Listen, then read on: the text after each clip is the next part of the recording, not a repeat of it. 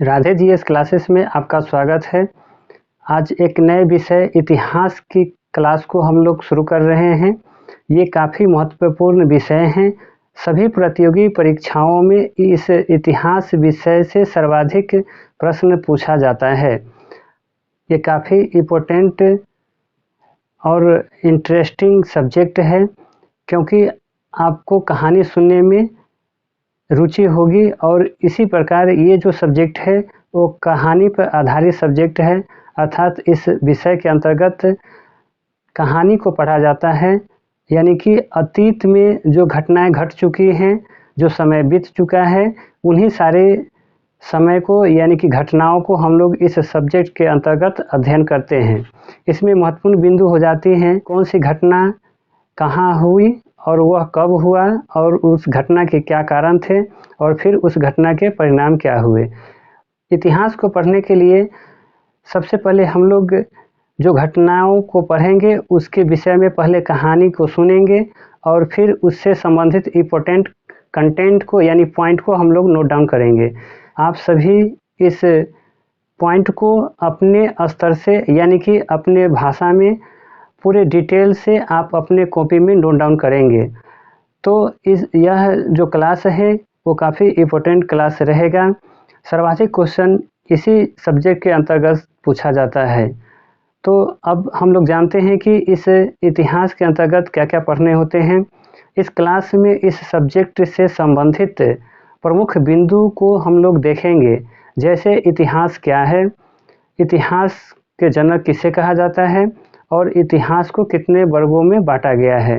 इन सभी बेसिक की जानकारी इस क्लास में हम लोग प्राप्त करेंगे और नेक्स्ट क्लास से हम लोग चैप्टर बाय चैप्टर अपने क्लास को आगे बढ़ाएंगे। आप इसे ध्यानपूर्वक सुनेंगे और उससे अपने कॉपी में नोट डाउन करेंगे। चलिए हम अब इस सब्जेक्ट के कुछ बेसिक कंसेप्ट को हम लोग यहाँ पे देखते हैं। सर्वप्रथम हम लोग जानते हैं कि इतिहास क्या है। इतिहास के अंतर्गत वैसी घटनाओं का अध्ययन किया जाता है जो घटना लिखित या प्रमाणित या साक्ष्यों के रूप में उपलब्ध है। अर्थात अतीत की वे सभी घटनाएं जो प्रमाणित हैं या साक्ष्यों के रूप में उपलब्ध हैं, उस घटना को ही हम इतिहास के अंतर्गत अध्ययन करते हैं। अब हम जानेंगे कि इतिहास के प्रमुख बिंदु क्या क्या हैं। तो चलिए हम लोग स्टार्ट करते हैं। तो यहाँ पे दे रखा है, पहला ही है पॉइंट कि इतिहास बना है, तो आपको याद रखना है हिस्टोरिया से। अर्थात इतिहास जो शब्द है उसका इंग्लिश नेम है हिस्ट्री। तो हमें जानना है कि हिस्ट्री जो है वो किससे बना हुआ है, तो आपको याद रखना है हिस्टोरिया से। अब क्वेश्चन है कि हिस्टोरिया किस भाषा के शब्द हैं, तो आपको याद रखना है हिस्टोरिया जो है ग्रीक भाषा के शब्द है। तो पहले पॉइंट हो गया कि हिस्ट्री किससे बना हुआ है, तो हिस्टोरिया से। और फिर हिस्टोरिया जो है वो किस भाषा के शब्द है, तो याद रखना है ग्रीक भाषा के शब्द है।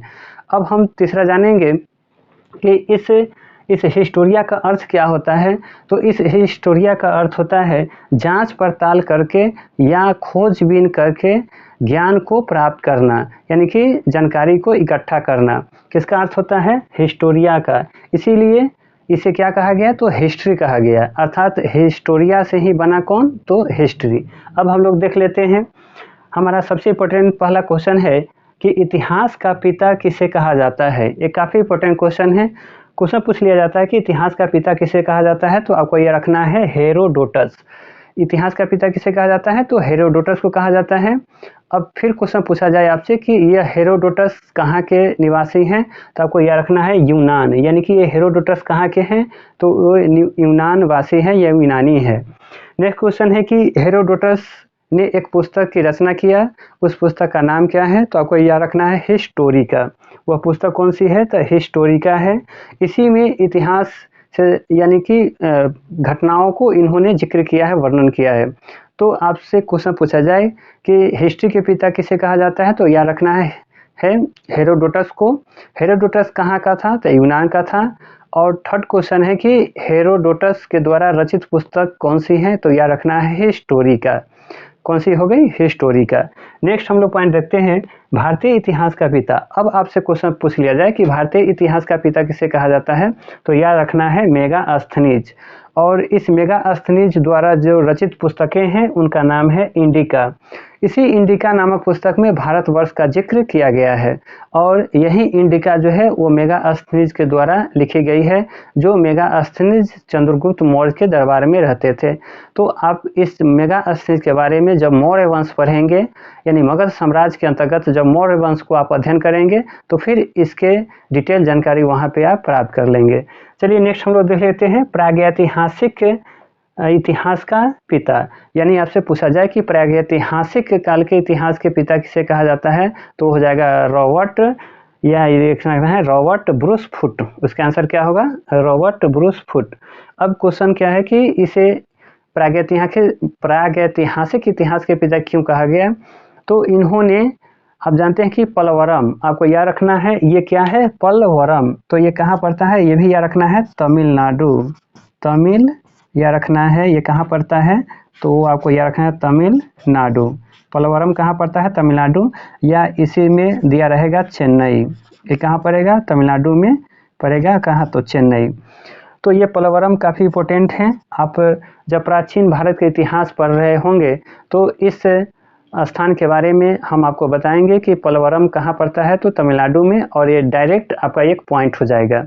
तो अभी जान लेना है कि पलवरम से पत्थर का औजार खोजा कौन? तो रॉबर्ट ब्रूस फुट। इस वजह से इन्हें इतिहास कौन सा? तो प्रागैतिहासिक इतिहास के यानी कि पिता कहा गया। तो इतिहास के फादर कितने आप यहाँ पढ़े हैं? 3। एक इतिहास का पिता, दूसरा है कि भारतीय इतिहास का पिता, और तीसरा है कि प्रागैतिहासिक इतिहास के जनक यानी कि पिता किसे कहा जाता है। चलिए हम लोग नेक्स्ट लिख लेते हैं। अब हम लोग जानते हैं कि इस इतिहास को जानने का स्रोत क्या है, अर्थात किस आधार पर हम लोग इस इतिहास को जानते हैं, यानी कि घटनाओं को हम लोग जानते हैं, पता करते हैं। तो इस इतिहास जो है, इस इतिहास के स्रोत कितने हैं जानकारी प्राप्त करने के? तो 2 स्रोत हैं, एक है साहित्यिक और दूसरा है आपका पुरातात्विक। इतिहास के कितने स्रोत आपको याद रखना है? 2। इसमें कौन कौन है? तो 2 है, एक है आपका पुरातात्विक और दूसरा है साहित्यिक। पुरातात्विक के अंतर्गत अवशेष, अभिलेख, स्मारक, सिक्के, मूर्तियां इत्यादि आते हैं।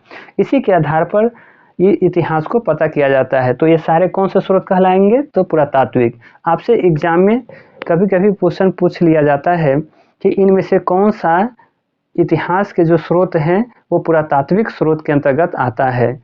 तो इस प्रकार से इसके अंतर्गत यानी खुदाई करके जिससे हम घटनाओं को जानकारी प्राप्त करते हैं वो सारे पुरातात्विक स्रोत कहलाते हैं। दूसरा हमारा है साहित्यिक।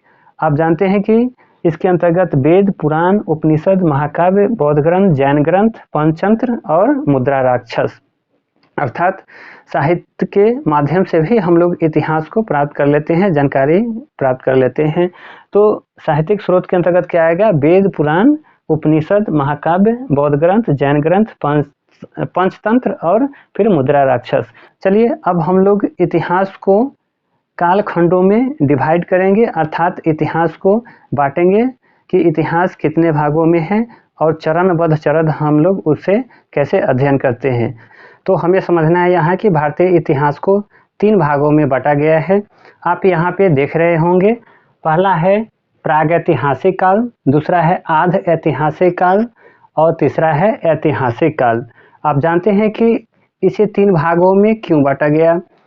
तो आप जानते हैं कि प्रारंभिक समय के जो मानव थे वो आदि मानव कहलाते थे, अर्थात उनके पास किसी भी प्रकार का ज्ञान यानी कि बोध नहीं था, अर्थात वो अंधकार में अपना जीवन बिता रहे थे। अर्थात आदि मानव उसे कहा गया जो जैसे तैसे अपने जीवन को व्यतीत करते थे, यानी कि कहें तो किसी प्रकार का उन्हें पास बुद्धि विवेक नहीं था। तो आप जानते हैं कि धीरे धीरे चरणबद्ध चरण उन्हें ज्ञान की प्राप्ति होने लगी, तो उनके जीवन शैली में भी परिवर्तन आने लगा, अर्थात उसके सामाजिक, आर्थिक, राजनीतिक इन सभी क्षेत्रों में परिवर्तन आने लगा। तो इसी क्रम में उसका जीवन आगे बढ़ा। तो उसी जीवन क्रम को हम लोग 3 भागों में बांटते हैं। और उसी का अलग अलग यहाँ पे नाम दिया गया है। चलिए हम पहले वाले भाग को पढ़ते हैं। तो ये पहला है प्रागैतिहासिक काल, इंग्लिश में कहे तो pre history period. Pre history period है, इसमें दिया गया है कि इस काल के मानव को क्या नाम दिया गया था। तो आपको यह रखना है आदि मानव।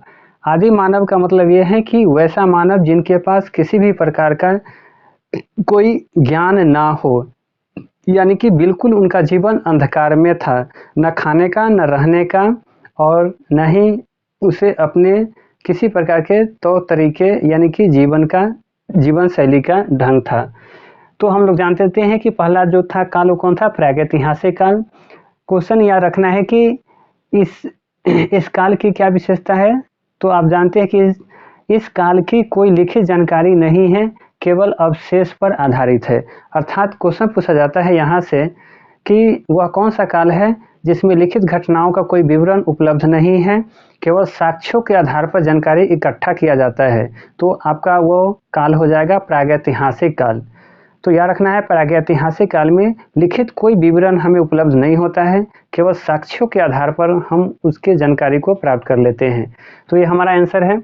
अब क्वेश्चन है कि इसके 3 भाग है। अब जानते हैं कि प्रागैतिहासिक काल से मानव का विकास प्रारंभ होता है, तो वो कितने भागों में डिवाइड हो गया, तो 3, यानी है निम्न पाषाण काल, मध्य पाषाण काल और उच्च पुरापाषाण काल। या कह सकते हैं निम्न पुरापाषाण काल, मध्य पुरापाषाण काल और उच्च पुरापाषाण काल। पहला हम देख लेते हैं पुरापाषाण काल। पुरापाषाण काल मतलब ये हो गया इंग्लिश में पैलियोलिथिक पीरियड। पुरापाषाण काल मतलब हो गया ये सबसे प्राचीन काल का, जो पुरापाषाण काल का मतलब हो गया कि ये मानव का सबसे प्रारंभिक ये समय रहा है, सबसे प्रारंभिक चरण है। तो इसमें दिया हुआ है पुरापाषाण काल। इसमें आपको काफ़ी मोस्ट इम्पोर्टेंट पॉइंट यह रखना है कि आग का आविष्कार हुआ किस काल में, तो यह रखना है पुरापाषाण काल में। इस काल का समय अवधि रखा गया है अननोन, यानी कि 0 से लेकर यानी प्रारंभिक चरण से लेकर कहाँ तक, तो 10,000 BC तक। आपको यह रखना है कि प्रागैतिहासिक काल का समय क्या होगा, तो 0 से लेकर 10,000 BC तक। दूसरा हमारा आ जाता है मध्य पाषाण काल। आप जानते हैं कि ये पुरापाषाण काल है, इससे कुछ विकास का क्रम आगे बढ़ा, तो हम लोग उस काल को कहते हैं मध्य पाषाण काल। इसे कहते हैं इंग्लिश में मेसोलिथिक पीरियड। इस काल की विशेषता है कि पशुपालन की शुरुआत हुई, यानी कि मानव ने पशु को पालतू बनाना यानी कि पशुपालन का कार्य शुरू किस काल में हुआ, तो आपको याद रखना है मध्य पाषाण काल। इस काल का समय हो जाएगा आपको 10,000 BC से लेकर कहाँ तक, तो 6,000 BC तक। अब तीसरा हम देखते हैं नव पाषाण काल। नव माने क्या होता है, तो नया। अब पाषाण का अर्थ समझना है कि पत्थर और काल माने समय, यानी कि नव पाषाण काल। यानी आप जानते हैं कि इस प्रागैतिहासिक काल में भी चरण दर चरण इसमें परिवर्तन आता गया। तो इसी प्रागैतिहासिक काल को 3 भागों में डिवाइड कर लिए। जो लास्ट कौन है, नव पाषाण काल, इसको इंग्लिश में बोलते हैं नियोलिथिक पीरियड।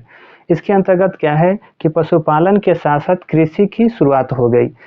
जो कब से, तो यह रखना है इसका काल है 6,000 BC से लेकर 3,000 BC तक। तो सबसे इम्पोर्टेंट पॉइंट यहाँ यह है कि प्रागैतिहासिक काल को हम लोग कितने भागों में बांट दिए, तो 3।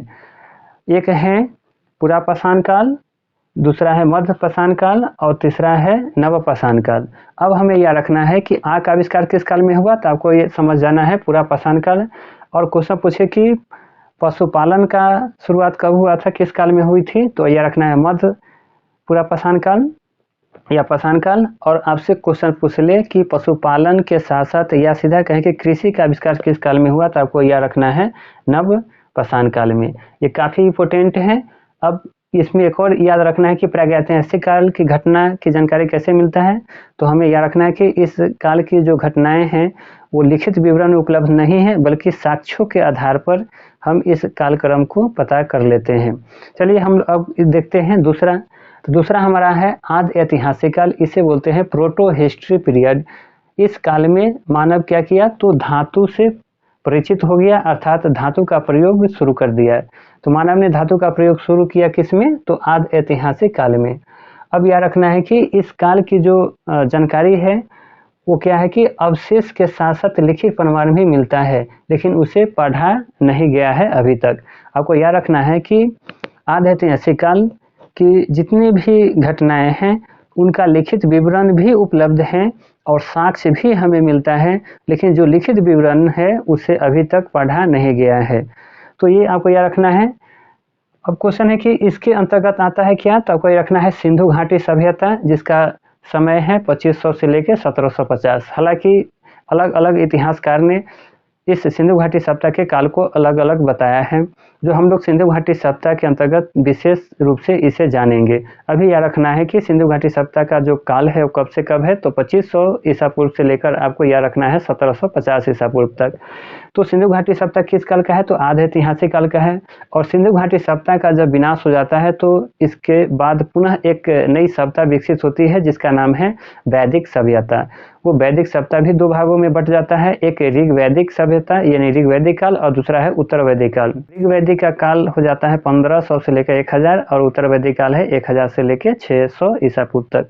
तो आपको यहाँ पे देखना है कि वैदिक सभ्यता और प्लस कौन है, तो सिंधु घाटी सभ्यता, ये दोनों किसके अंतर्गत है, तो यह रखना है आदि ऐतिहासिक काल।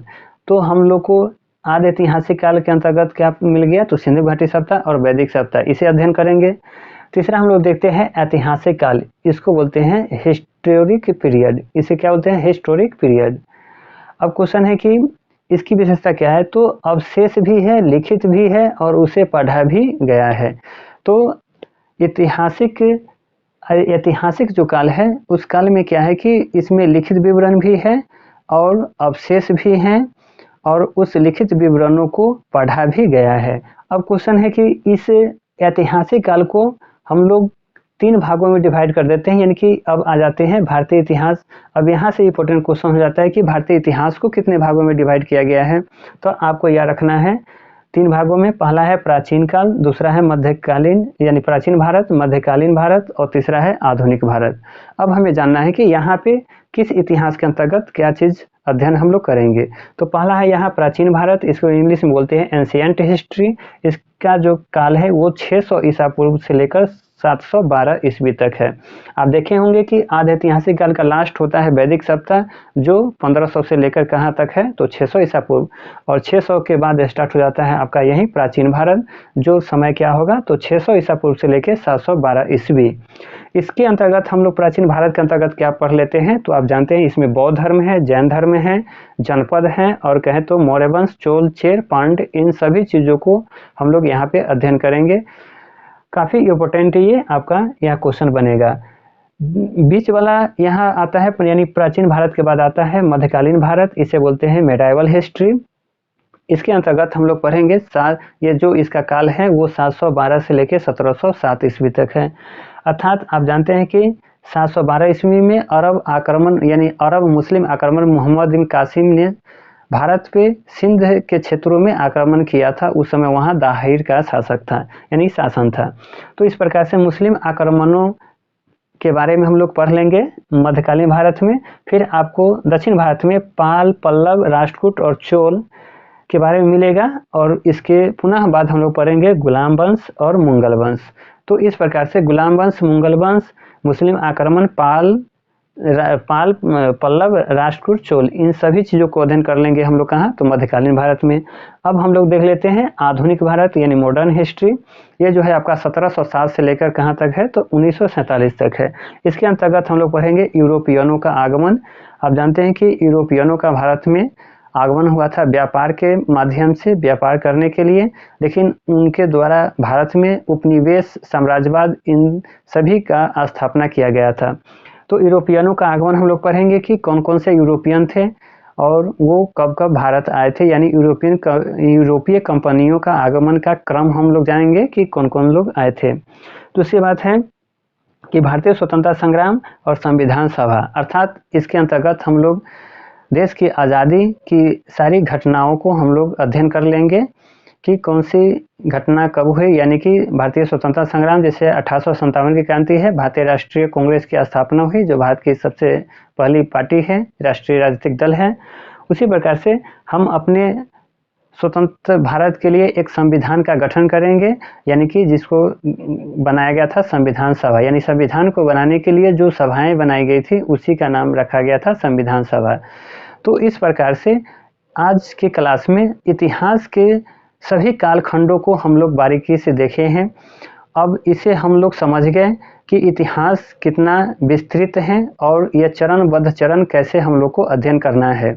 आज के क्लास में हम लोग बेसिक इसी इतिहास को समझे हैं हम लोग, और अब अगले क्लास में हम लोग इसी इतिहास के एक एक क्षेत्र को यानी कहे तो पार्ट्स को हम लोग स्टार्ट करेंगे। अब हमारा जो अगला है टॉपिक वो हो जाएगा हमारा आधुनिक भारत, यानी जो देख रहे हैं मॉडर्न इंडिया, यही हम लोग का अगला टॉपिक होगा। हम लोग मॉडर्न इंडिया अगले क्लास में पढ़ेंगे। ये हमारा हिस्ट्री का पहला पार्ट स्टार्ट होगा। अब मॉडर्न इंडिया पढ़ने का मतलब ये है कि इस मॉडर्न हिस्ट्री से सर्वाधिक क्वेश्चन एग्जाम में पूछे जाते हैं। इसी वजह से हमने सबसे पहले आपको मॉडर्न हिस्ट्री कवर कराने का काम किया है या काम करने जा रहे हैं। तो आप लोग आज समझ गए होंगे कि हिस्ट्री कितना भागों में डिवाइड है, यानी हिस्ट्री के अंतर्गत क्या क्या चीज़ अध्ययन करना होता है।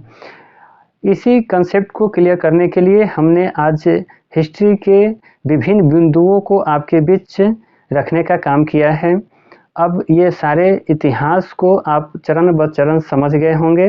अब इतना ही, अब मिलते हैं नेक्स्ट क्लास में। जय हिंद।